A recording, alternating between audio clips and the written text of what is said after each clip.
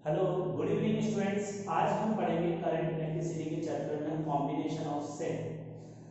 जिस तरह से हमने रेजिस्टेंस का कॉम्बिनेशन डिस्कस किया था सीरीज एंड पैरेलल, उसी तरह से बैटरी के भी कॉम्बिनेशन होते हैं सीरीज एंड पैरेलल कॉम्बिनेशन। अब इस कॉम्बिनेशन को स्टार्ट करने के पहले हम इक्विवेलेंट बैटरी का मीनिंग डिस्कस करते हैं। जैसे रेजिस्टेंस में भी हमने इक्विवेलेंट रेजिस्टेंस पहले पढ़ा था, सिमिलर मैनर में इक्विवेलेंट बैटरी क्या होती है, इक्विवेलेंट ईएमएफ क्या होता है और इक्विवेलेंट इंटरनल रेजिस्टेंस क्या होता है, उस चीज को हम सीखेंगे। ठीक है।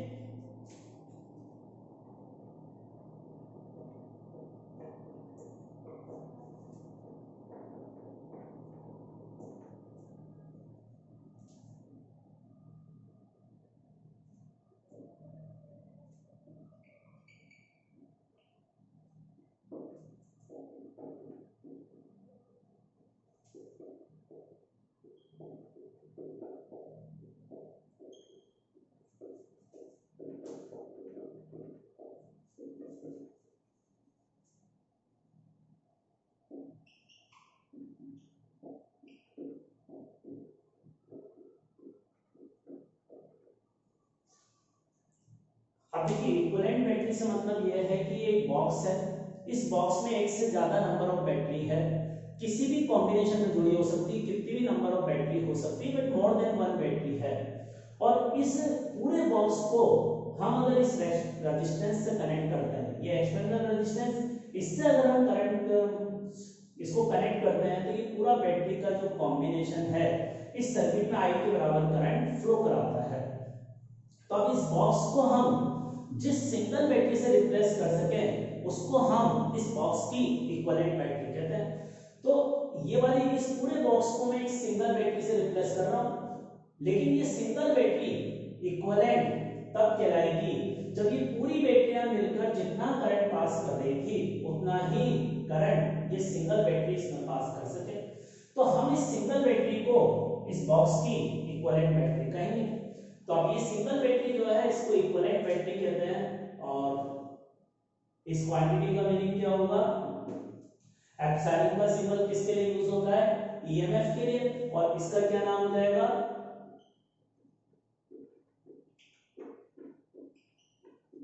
इसको हम कहेंगे इक्विवेलेंट ईएमएफ। और सिमिलरली स्मॉल आर जो सिंबल है बैटरी का इंटरनल रेजिस्टेंस है, तो अब इसको कहेंगे इक्विवेलेंट इंटरनल रेजिस्टेंस।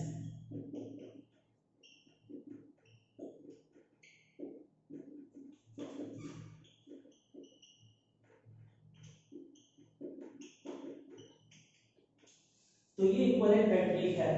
तो इस पूरे बॉक्स में जिसमें एक से ज्यादा नंबर ऑफ बैटरी है, किस कॉम्बिनेशन में कनेक्टेड है, सीरीज में है, पैरेलल है, कोई मिक्स कॉम्बिनेशन है, व्हाटएवर भी द कॉम्बिनेशन, इस सारे बॉक्स को हम एक सिंगल बैटरी से रिप्लेस कर दें, तो इस सिंगल बैटरी को हम इस बॉक्स की इक्विवेलेंट बैटरी कहेंगे।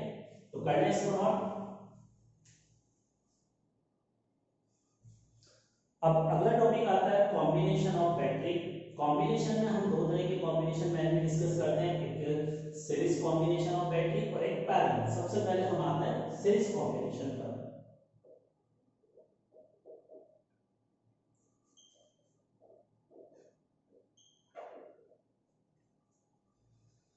अब देखो, सीरीज कॉम्बिनेशन में क्या मेजर पॉइंट होता है, जितनी भी चीजें सीरीज में जुड़ी रहती है हर इलेक्ट्रिकल अप्लायंसेस में फ्लो होने वाला करंट सेम होता है, बट उस इलेक्ट्रिकल अप्लायंसेस के अक्रॉस वोल्टेज सेम हो भी सकता है और डिफरेंट भी हो सकता है। तो सीरीज कॉम्बिनेशन ऑफ बैटरी का मतलब क्या होगा, current in each battery should be same, but voltage और पोटेंशियल डिफरेंस अक्रॉस बैटरी में बी डिफरेंट। तो लिखें इस पॉइंट को।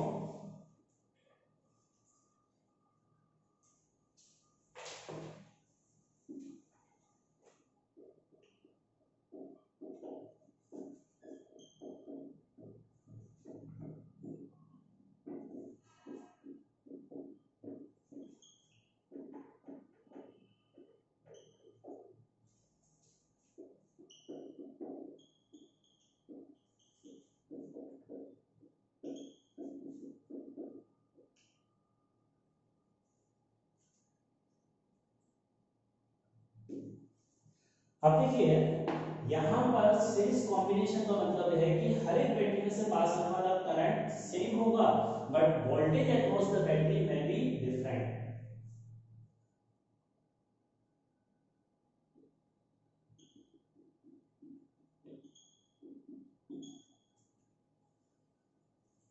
अब ये दो बैटरियां अगर इस तरह से सीरीज में जुड़ रही है तो इनका इक्विवेलेंट ईएमएफ क्या होगा वो हम निकाल रहे हैं। और इसको कैलकुलेट करने का मैं डेरिवेशन डिस्कस कर रहा हूँ। डेरिवेशन तो मैं डिस्कस कर रहा हूँ फॉर बोर्ड एग्जामिनेशन पर्पस, और फिर हम उसके एप्लीकेशन बाकी हमारे जो कॉम्पिटिटिव एग्जाम्स हैं उनके लिए देखेंगे। ये दो बैटरियां इस तरह से कनेक्टेड है, इसमें आई करंट इस तरह से फ्लो हुआ मान लो।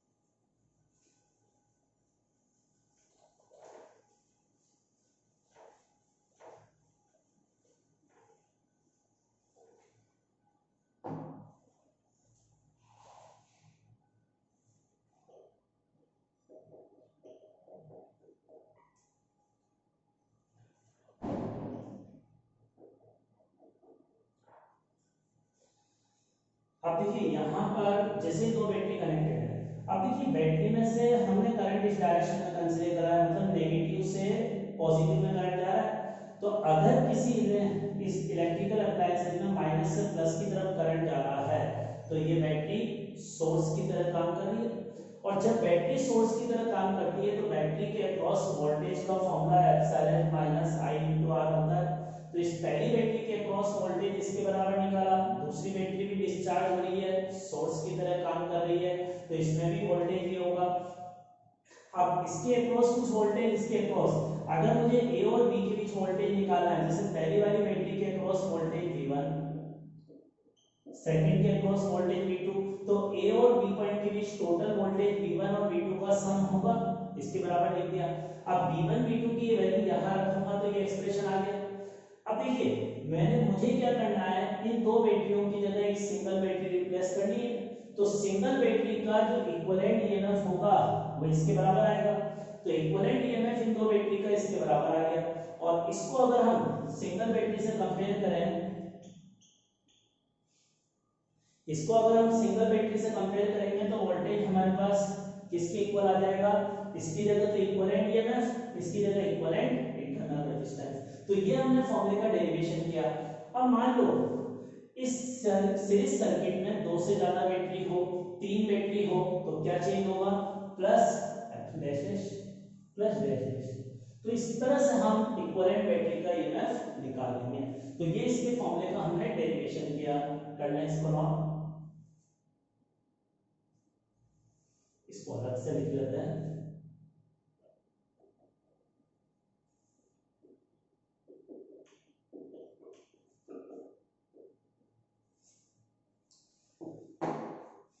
अब देखिए इसमें एक और चीज है, अब ये दोनों बैटरियां यहाँ इस सर्किट में सोर्स की तरह काम कर रही है, सेम नेचर में काम कर रही है। इसका मतलब अगर ये भी सोर्स की तरह काम कर रही है, ये भी सोर्स की तरह काम कर रही है, तो हम ये कहेंगे कि दोनों बैटरियां सेम पोलैरिटी में है।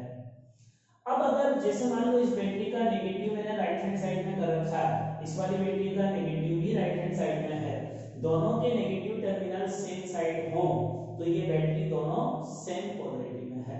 लेकिन अगर इस बैटरी को मैं उल्टा कर दूं, माइनस वाला टर्मिनल इधर, प्लस वाला टर्मिनल उधर, तो ये कहलाएगी अपोजिट पोलैरिटी। और यहाँ पर जो ये बैटरी का हमने इक्विवेलेंट ईएमएफ निकाला है ना, इस फॉर्मूले में एप्सिलॉन को विद साइन रखना पड़ता है हमें, मींस पोलैरिटी के साथ। एप्सिलॉन का साइन के साथ अगर कोई वो बैटरी, जैसे ये दोनों बैटरी अभी सोर्स की तरह काम कर रही है तो दोनों को पॉजिटिव लिखूंगा। अगर दोनों से कोई एक बैटरी लोड की तरह काम करेगी तो जो लोड की तरह काम करेगी उसका ईएमएफ नेगेटिव लिखेंगे हम। ठीक है। जिस बैटरी में करंट, जैसे अभी करंट ऐसे जा रहा है, माइनस से प्लस जाएगा, तो जिस बैटरी में करंट माइनस से प्लस की तरफ जा रहा होगा उसके ईएमएफ को प्लस और दूसरी बैटरी के ईएमएफ को माइनस साइन के साथ हम लिखेंगे। लेकिन internal resistance is always positive, ये चाहे बैटरी किसी भी पोलैरिटी में जुड़ी हो, यहाँ R2 की वैल्यू प्लस ही आएगी, कभी भी रेजिस्टेंस नेगेटिव नहीं हो सकते। तो रेजिस्टेंस की वैल्यू कभी भी नेगेटिव पॉसिबल नहीं है। कर लें इसको नोट।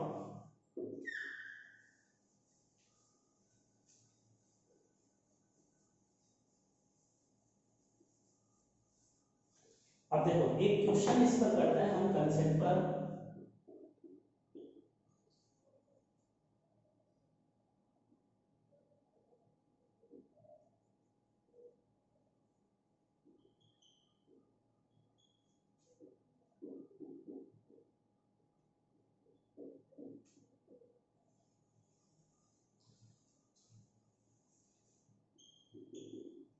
हमें इस क्वेश्चन में सर्किट में करंट बताना है कितना फ्लो होगा, करंट की वैल्यू कैलकुलेट करनी है।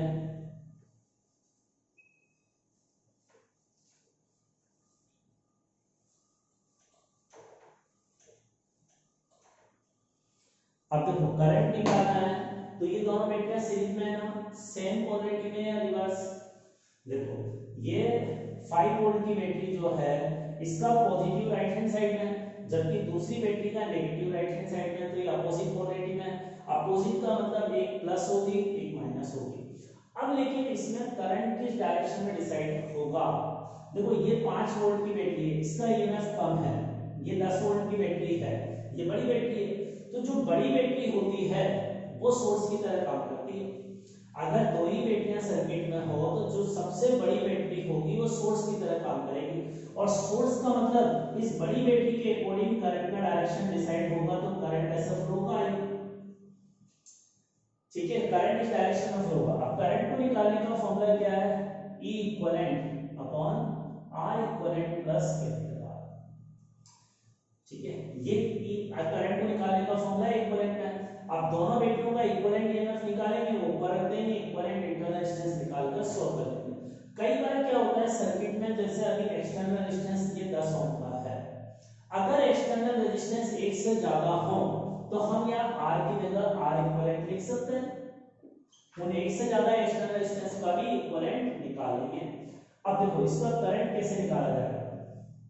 करंट निकालने के लिए ये 10 वोल्ट की बैटरी तो पॉजिटिव लेंगे ना, जो सोर्स की तरह काम कर रही है, और इसके पॉजिटिव में करंट एंटर कर रहा है तो इसकी पोलैरिटी को नेगेटिव, तो 10 माइनस 5, ये तो ऊपर ईएमएफ आ गया, और नीचे इंटरनल रेजिस्टेंस इसका 3 है इसका 2 है, तो 3 प्लस 2 5, और एक्सटर्नल रेजिस्टेंस कितना दे रखा है 10 ओम। तो ये अपना आंसर हो गया इस क्वेश्चन का।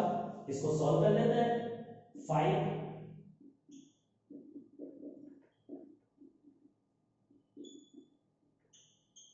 क्लियर हुआ। इस तरह से हम इसका आंसर सॉल्व कर सकते हैं। कर लें इसको note.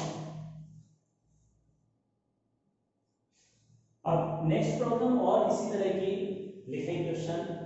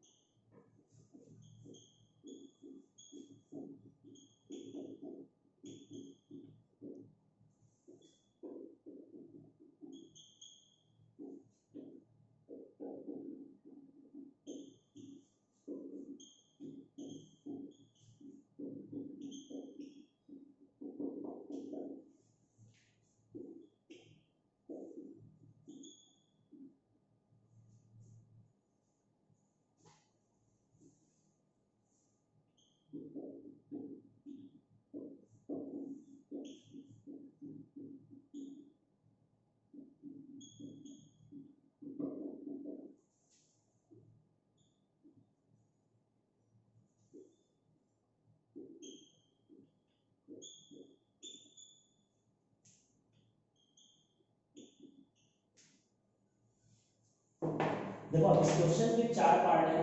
V are n identical number of batteries and all batteries are connected in series combination. जितनी भी n हमारे पास बैटरी है वो सब सीरीज कॉम्बिनेशन में हमने जोड़ी। अब सीरीज कॉम्बिनेशन में कैसे जोड़ सकते हैं? सेम क्वालिटी में, रिवर्स में, कितनी को रिवर्स में जोड़ा है उस पर मैंने 4 पार्ट बनाया। पहले पार्ट में सारी बैटरियां सेम क्वालिटी में सब एक दूसरे की हेल्प कर रही है, और दूसरे केस में जो टोटल n बैटरी है उसमें से एक बैटरी उल्टी जोड़ रखी है हमने रिवर्स क्वालिटी में। तो हमें इक्विवेलेंट बैटरी बतानी है। इक्विवेलेंट बैटरी का मतलब क्या निकालना है? उस सिंगल बैटरी से जिससे रिप्लेस करूंगा उसका ईएमएफ निकालना है और उसका इंटरनल रेजिस्टेंस कैलकुलेट करना है। तो करना है इसको नोट, फिर हम सॉल्यूशन पर आते हैं। आप देखो,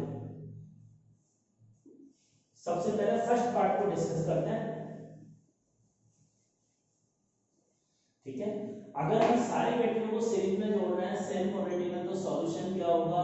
इक्विवेलेंट ईएमएफ सब एप्सिलॉन एप्सिलॉन ऐसे n टाइम ऐड होकर n एप्सिलॉन आ गया, और इंटरनल रेजिस्टेंस क्या आ जाएगा? n आ। तो ये फर्स्ट पार्ट का आंसर हो गया। ठीक है, नाउ सेकंड पार्ट।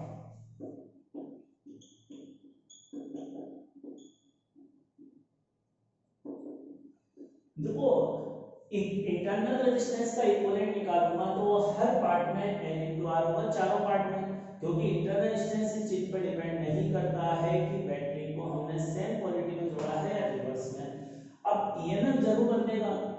अब देखो, मेरे पास टोटल n बैटरियां थी ना, उसमें से एक बैटरी को मैंने उल्टा जोड़ा है, लेकिन कितनी बैटरियां मैंने सीधी जोड़ी है?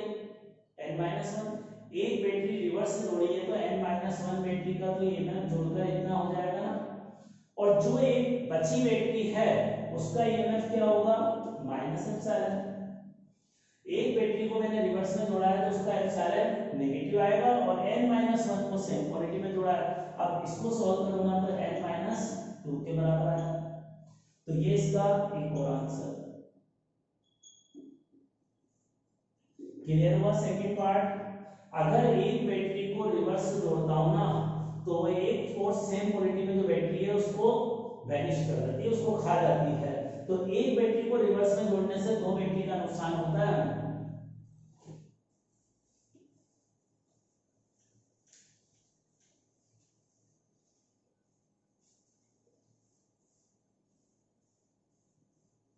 अब इसका थर्ड पार्ट बताओ, इसका आंसर आ गया होगा थर्ड पार्ट में।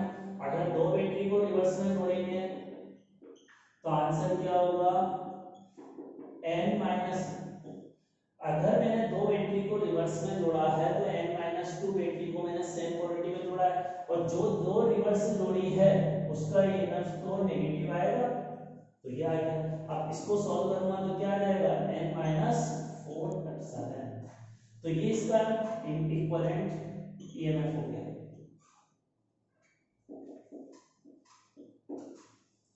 अब इसी तरह से अगर लास्ट पार्ट का आंसर बनाए तो इक्विवेलेंट ईएमएफ क्या आएगा? n-2m into एप्सिलॉन, और इंटरनल रेजिस्टेंस तो यह है nr के बराबर।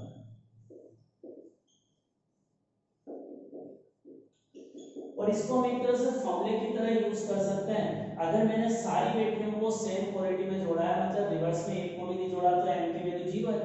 m का मतलब क्या है? Number of battery which are connected in reverse, और स्मॉल n का मतलब total number of battery. Small n का मतलब क्या हो गया यहाँ? Total number of battery.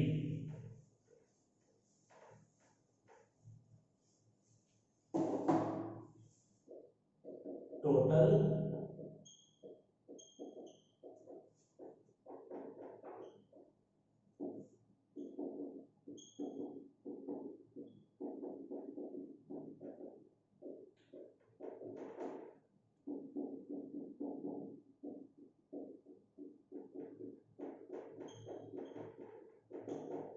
आया समझ में? जहां पर स्मॉल n उन बैटरियों की संख्या है जो हमने रिवर्स बाइसिंग में जोड़ी है, रिवर्स क्वालिटी में कनेक्ट की है। बाकी n जो है टोटल नंबर ऑफ बैटरीज है which are connected in given series combination. तो ये बैटरीज का कॉम्बिनेशन निकालने का एक्सप्रेशन। नाउ सेकंड,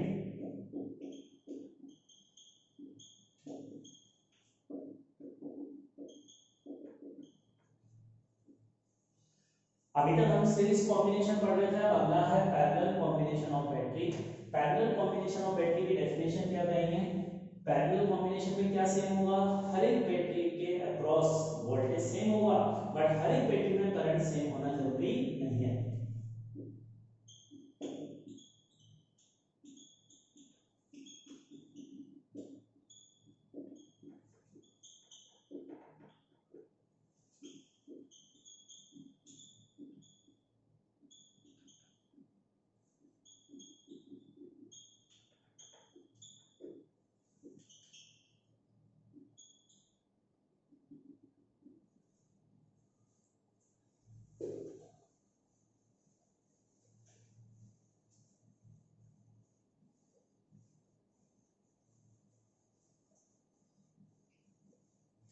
तो क्लियर हुआ, हर एक बैटरी में करंट सेम होना जरूरी नहीं है, लेकिन पैरेलल कॉम्बिनेशन का मतलब यह है।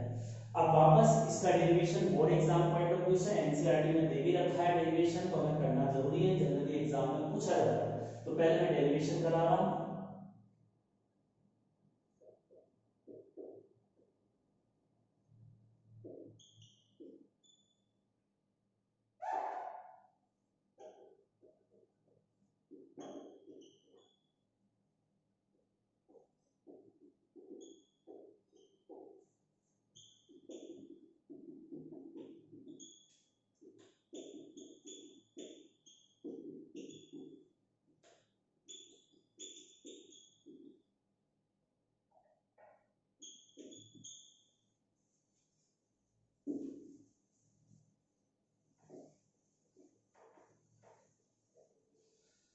ये तो सभी ने नोट कर लिया, पैरेलल कॉम्बिनेशन की जो डेफिनेशन है, हर एक बैटरी के अक्रॉस वोल्टेज सेम होना जरूरी है, बट करंट सेम होना जरूरी नहीं है पैरेलल कॉम्बिनेशन में। और हमारे घरों में जितने भी इलेक्ट्रिकल अप्लायंसेस जुड़े रहते हैं वो पैरेलल कॉम्बिनेशन में ही कनेक्टेड रहते हैं।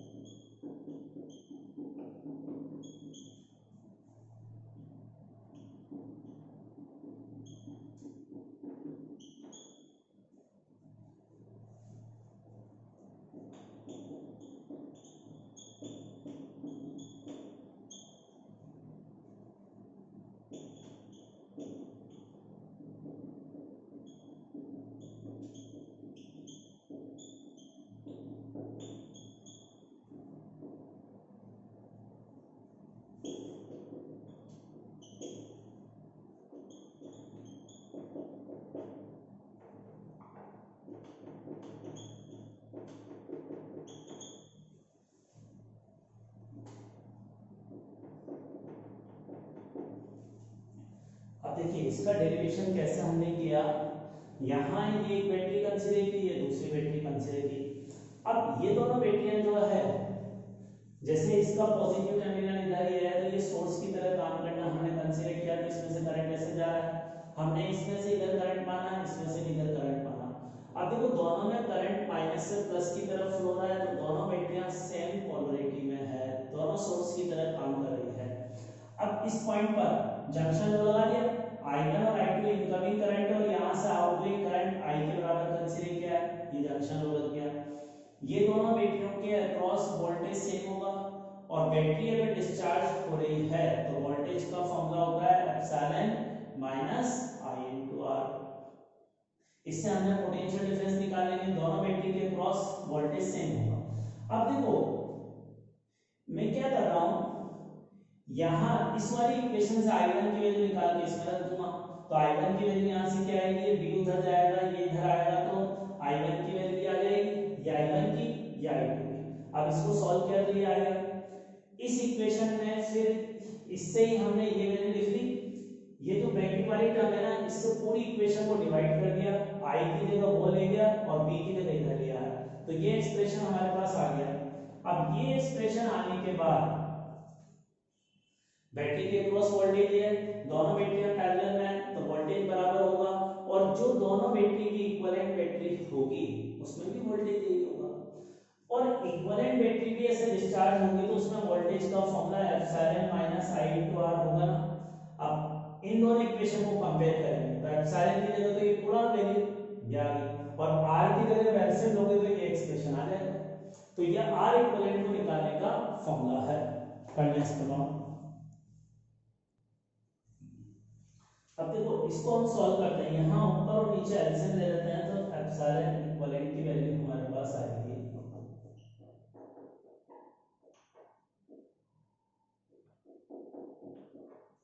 इस फॉर्मूले को हम इस तरह से भी याद रख सकते हैं, अगर हमें दो ही बैटरी का इक्विवेलेंट निकालना है तो इक्विवेलेंट ईएमएफ इस तरह से हो जाएगा।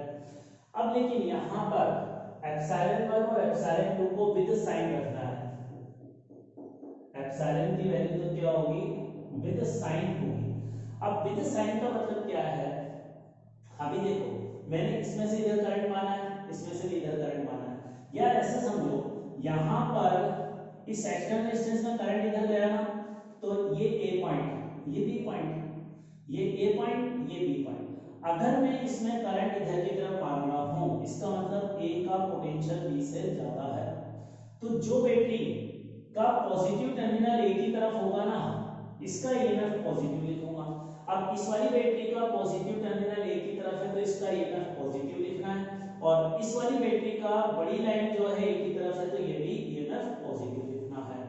तो रिवर्स पॉजिटिव और पॉजिटिव पॉजिटिव में डिफरेंस समझ में आया, और मैं एक क्वेश्चन के थ्रू आपको डिस्कस करता हूं।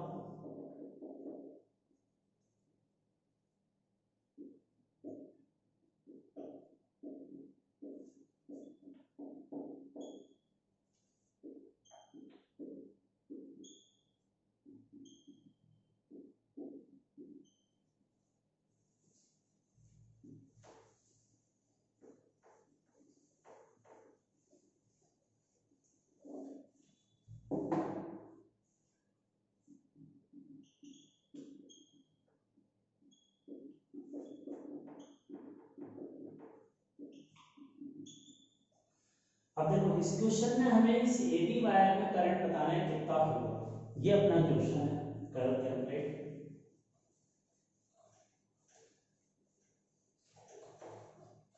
एबी वायर में मुझे करंट की वैल्यू कैलकुलेट करनी है। अब देखो इस एबी वायर में करंट ए से बी जाएगा या बी से ए, ये पता लगाना आसान नहीं है, तो आप किसी भी एक डायरेक्शन में एज्यूम कर लो। जैसे मैंने मान लिया है कि करंट बी से ए की तरफ जाएगा, अब अगर मैंने एज्यूम किया है इसमें करंट बी से ए की तरफ जाएगा, इसका मतलब क्या है, हमने ये माना है कि बी का पोटेंशियल ए से ज्यादा है। अब जिस वाली बैटरी का पॉजिटिव बी की तरफ होगा उसका ईएमएफ तो प्लस लिखूंगा, और जिसका बी की तरफ नहीं होगा उसका माइनस। अब देखो इस वाली बैटरी का ईएमएफ, ये बड़ी वाली लाइन बी की तरफ है ना, तो इसका ईएमएफ तो प्लस लिखूंगा, तो एक एप्सिलॉन की वैल्यू तो प्लस 10 वोल्ट लिखूंगा, और R1 मेरे पास आ गया 3 ओम। अब ये वाली जो बैटरी है इसका नेगेटिव बी की तरफ है, तो इसका ईएमएफ मैं E2 की वैल्यू -5 वोल्ट लिखूंगा, और R2 1 ओम होगा। अब ये चारों वैल्यूज इसमें रखूंगा तो इक्विवेलेंट ईएमएफ आ जाएगा, तो निकाले इक्विवेलेंट ईएमएफ कितना आया इससे,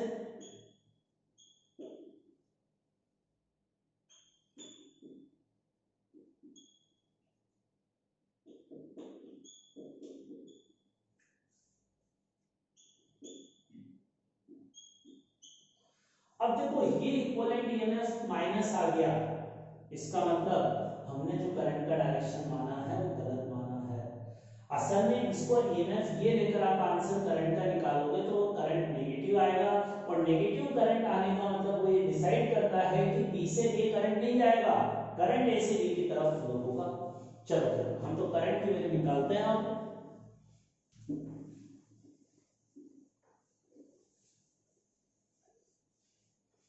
तो मेन इंपॉर्टेंट इस क्वेश्चन में यही है कि कब कौन सी बैटरी का पॉजिटिव लेना है, कब नेगेटिव, ये समझ में आया।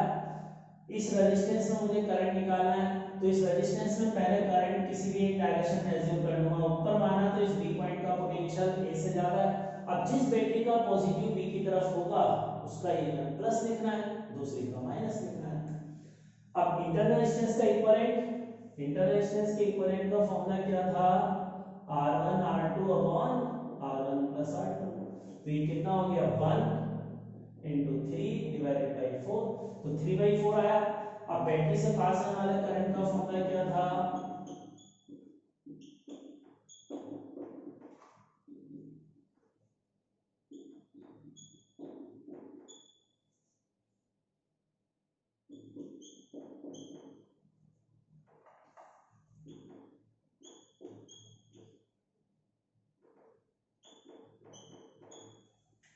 ये करंट आया ना, तो इतना एम्पियर करंट फ्लो होगा -5/43 एम्पियर।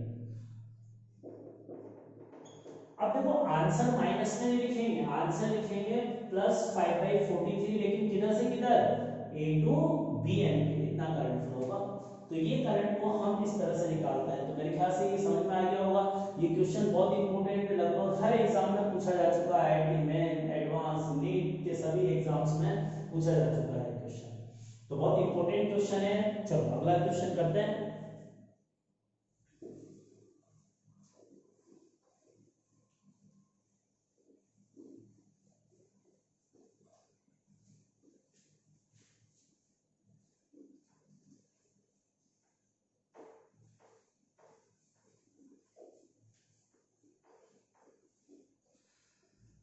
अब देखो अगले क्वेश्चन को बताने के पहले एक चीज बता रहा हूं, वोल्टमीटर क्या होता है।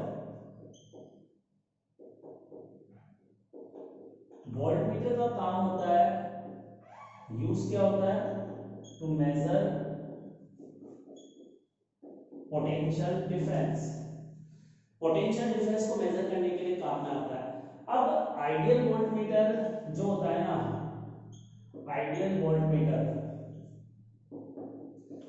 आइडियल वोल्टमीटर का जो रेजिस्टेंस होता है ना, आइडियल वोल्टमीटर का रेजिस्टेंस वो इनफाइनाइट होता है। आइडियल वोल्टमीटर का रेजिस्टेंस इनफाइनाइट होता है। ये भी याद रखें, हम आगे वाले आने वाले टॉपिक में हम वोल्टमीटर को डिटेल में डिस्कस करेंगे। इसी तरह से अमीटर जो होता है, अमीटर करंट को मेजर करने का काम करता है, और आइडियल अमीटर का रेजिस्टेंस जीरो होता है। जो आइडियल अमीटर होता है उसका रेजिस्टेंस जीरो होता है। तो ये वोल्टमीटर का रेजिस्टेंस है, V for voltmeter, A for ammeter. Ideal ammeter का रेजिस्टेंस जीरो होता है, आइडियल वोल्टमीटर होता है जिसका रेजिस्टेंस इनफाइनाइट हो। ठीक है, और ये सब वोल्टमीटर अमीटर हमारी कैलकुलेशन के लिए बस एक रेजिस्टेंस है, उसके अलावा कुछ नहीं है। और अगर इसका रेजिस्टेंस इनफाइनाइट होगा तो इसमें से कभी कोई करंट पास नहीं होगा, करंट की वैल्यू इसमें से पास होने वाली जीरो होगी। काइंडनेस करो, फिर हम आगे बढ़ते हैं।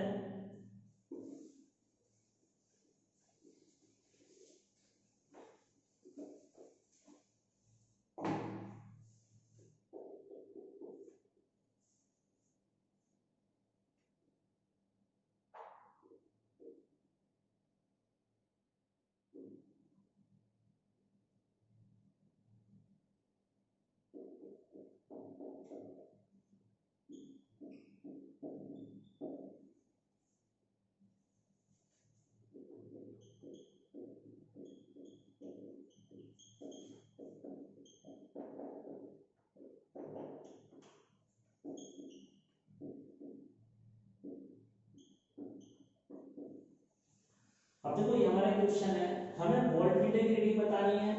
वोल्टमीटर की रीडिंग रीड करेगा या इन दोनों बैटरियों का इक्विवेलेंट ईएमएफ निकालना है।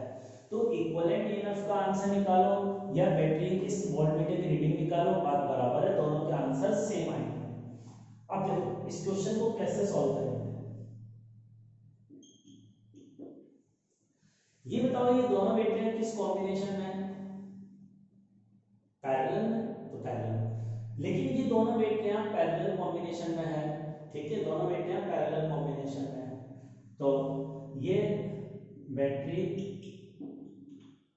आर इन पैरेलल कॉम्बिनेशन, अच्छा, ये वोल्टमीटर जो दे रखा होता है, अगर इसके बारे में कुछ नहीं कहा जाए तो हम आइडियल वोल्टमीटर मानेंगे, इसका रेजिस्टेंस जीरो सॉरी इनफाइनाइट मानकर चलेंगे। अब यहाँ पर मैंने मान लिया ये दो बैटरियां हैं और इससे ये वोल्टमीटर जुड़ रहा है, तो वोल्टमीटर एक रेजिस्टेंस की तरह है और मान लो इस वोल्टमीटर में करंट ऐसा फ्लो होगा। हालांकि वोल्टमीटर आइडियल है, इसका रेजिस्टेंस इनफाइनाइट है, तो इसमें करंट ऑलमोस्ट जीरो होगा, इसमें करंट ऑलमोस्ट जीरो के बराबर होगा। ठीक है, अब अगर मैंने ये ए पॉइंट कंसीडर करता हूं, ये बी पॉइंट, अगर इसमें करंट इधर की तरफ मान रहा हूं तो ये वाला एंड पॉजिटिव एंड होगा ना। अब ये एंड पॉजिटिव एंड है, ये भी, तो इस बैटरी का पॉजिटिव लाइन ए की तरफ जुड़ रही है, तो इसका ईएमएफ प्लस लिखूंगा और इसका भी प्लस लिखूंगा, तो दोनों बैटरियों का ईएमएफ पॉजिटिव लिखेंगे। तो अब अगर हम इक्विवेलेंट ईएमएफ निकालेंगे तो क्या आएगा,